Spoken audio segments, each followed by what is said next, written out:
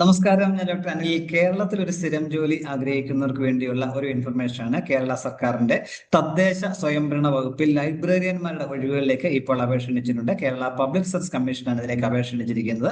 ഇതിലേക്ക് 2026 ജനുവരി 14 വരെ ഓൺലൈനായിട്ട് അപേക്ഷിക്കാൻ കഴിയും. ഇതേക്കുറിച്ചുള്ള കൂടുതൽ കാര്യങ്ങളാണ് ഈ വീഡിയോയിൽ ഞാൻ ഷെയർ ചെയ്യുന്നത്. ഈ കാര്യങ്ങളൊക്കെ നിങ്ങൾ പൂർണ്ണമായിട്ടും മനസ്സിലാക്കാനാണ് വീഡിയോ മുഴുവനായിട്ട് കാണുക. അതുപോലെ എലിജിബിൾ ആയിട്ടുള്ള കൂട്ടുകാർക്കൊക്കെ ഷെയർ കൊടുക്കുകയും കൂടെ ചെയ്യുക. നമുക്ക് എന്റെ വിശദാംശങ്ങൾ പരിശോധിച്ച് നോക്കാം. ഈ പോസ്റ്റിന്റെ കാറ്റഗറി നമ്പർ എന്നുള്ളത് 562/2025 എന്നുള്ളതാണ്. അപ്പൊ ഒരു കാര്യം പ്രത്യേകം ഓർത്തിരിക്കണം, നിങ്ങൾ കേരള PSCക്ക് ആദ്യമായിട്ടാണ് അപേക്ഷിക്കുന്ന ഒരു 1 ടൈം രജിസ്ട്രേഷൻ പൂർത്തിയാക്കേണ്ടതായിട്ടുണ്ട്. ഈ ഒറ്റത്തവണ രജിസ്ട്രേഷൻ ചെയ്തവർക്ക് മാത്രമേ PSCക്ക് അപേക്ഷിക്കാൻ പറ്റുള്ളൂ. ഒരിക്കൽ നിങ്ങൾ ചെയ്ത് കഴിഞ്ഞാൽ പിന്നീട് ചെയ്യേണ്ട ആവശ്യമില്ല.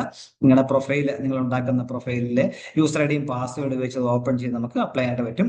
നമുക്ക് നോക്കാം, പിന്നീട് നോക്കാം, ഡീറ്റെയിൽസ് നോക്കാം. ഇപ്പം ഈ പോസ്റ്റിന്റെ വകുപ്പ് തദ്ദേശ സ്വയംഭരണ വകുപ്പിലേക്കാണ്. പോസ്റ്റിന്റെ പേര് librarian grade 4 and cultural assistant എന്നുള്ളതാണ്.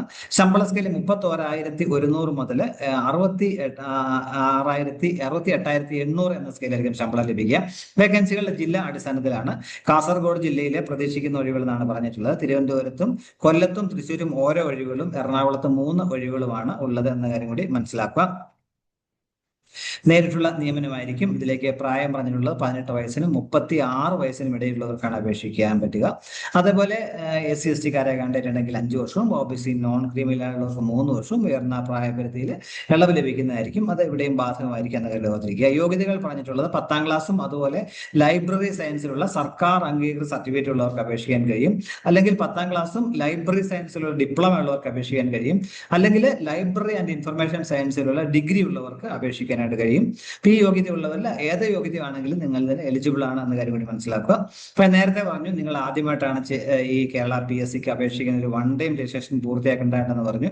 അതിനായിട്ട് നിങ്ങൾ www.keralapsc.gov.in സൈറ്റിൽ പോയിട്ട് നിങ്ങളുടെ ബേസിക് ഡീറ്റെയിൽസും address, phone number, email ID കൊടുത്ത് നമുക്ക് ഒരു പ്രൊഫൈൽ ക്രിയേറ്റ് ചെയ്യാൻ പറ്റും.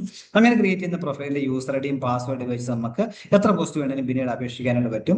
അപ്പൊ നമ്മൾ ആ പ്രൊഫൈൽ അങ്ങനെ ക്രിയേറ്റ് ചെയ്യുന്ന സമയത്ത് നിങ്ങൾ ഒരു റീസെന്റ് ആയിട്ടുള്ള പാസ്പോർട്ട് സൈസ് ഫോട്ടോ അപ്ലോഡ് ചെയ്യേണ്ടതായിട്ടുണ്ട്. ആ അപ്ലോഡ് ചെയ്യുന്ന ഫോട്ടോയുടെ അടിയിൽ നിങ്ങളുടെ പേരും അതേപോലെ ഫോട്ടോയുടെ തീയതിയും വ്യക്തമായിട്ട് രേഖപ്പെടുത്തണം. കാരണം ഒരിക്കൽ അപ്ലോഡ് ചെയ്യുന്ന ഫോട്ടോ 10 വർഷത്തേക്ക് വാലിഡിറ്റി ഉണ്ട്. റീസെന്റ് ആയിട്ടുള്ള ഫോട്ടോ ആയിരിക്കണം എന്ന കാര്യം പ്രത്യേകം മനസ്സിലാക്കുക. അത് നിങ്ങൾ ഈ പ്രൊഫൈൽ ക്രിയേറ്റ് ചെയ്യുന്ന സമയത്ത് നിങ്ങളുടെ ഒരു ആധാറിന്റെ പകർപ്പ് കൂടി അപ്ലോഡ് വെച്ച് കഴിഞ്ഞാൽ അതൊരു ID പ്രൂഫായിട്ട് നമുക്ക് ആവശ്യം വരുന്ന സമയത്ത് വിനിയോഗിക്കാനായിട്ട് പറ്റും. പിന്നെ ശ്രദ്ധിക്കേണ്ട കാര്യം, കേരള PSCക്ക് ഫീസൊന്നുമില്ല. തികച്ചും സൗജന്യമായിട്ട് നിങ്ങൾക്ക് അപേക്ഷിക്കാൻ പറ്റും. ഒരു കാര്യം ശ്രദ്ധിക്കണം, സത്യസന്ധമായ വിവരങ്ങൾ മാത്രം നൽകാനായിട്ട് ശ്രമിക്കുക.